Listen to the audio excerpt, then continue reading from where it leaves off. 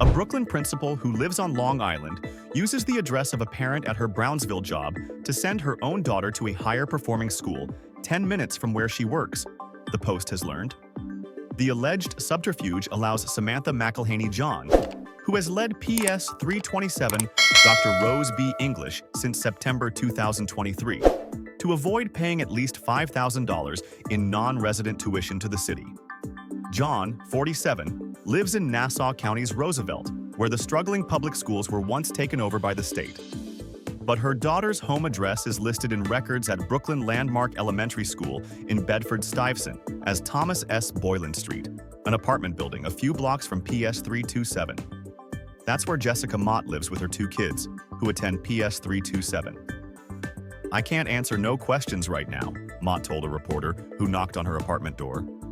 Mott refused to say whether she knew that John had used her address, or whether she had given the principal permission to do so.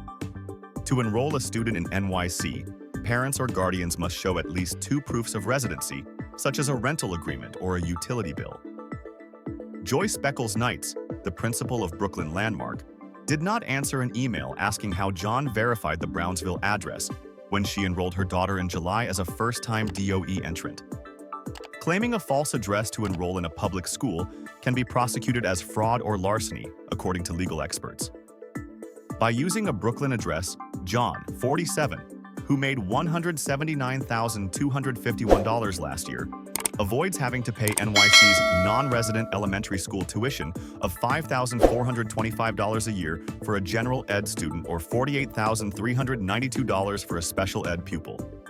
John routinely arrives at PS 327 in the morning with her daughter, who wears a bright orange Brooklyn Landmark shirt, sources told the Post.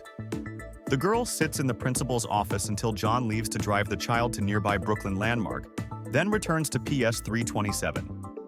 It's unclear whether John enrolled her daughter in Brooklyn Landmark for the ease of having her in a school near her job, or for the educational quality. Students at Brooklyn Landmark schools score well above the citywide average on state math and reading exams, while kids at PS 327 score well below average. Roosevelt public schools have a long troubled history.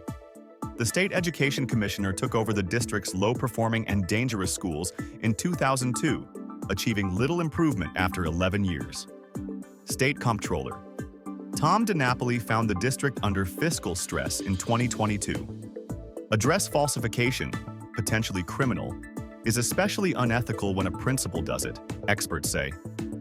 It's certainly a conflict of interest for a public school administrator to engage in that kind of activity at the same time that they're enforcing the rules against other parents, said Tim DeRoche, co-author of When Good Parents Go to Jail, a 2023 national study on address sharing. DeRoche, the president of Available to All, a watchdog group that promotes equal access to public schools, is opposed to prosecuting parents for address falsification.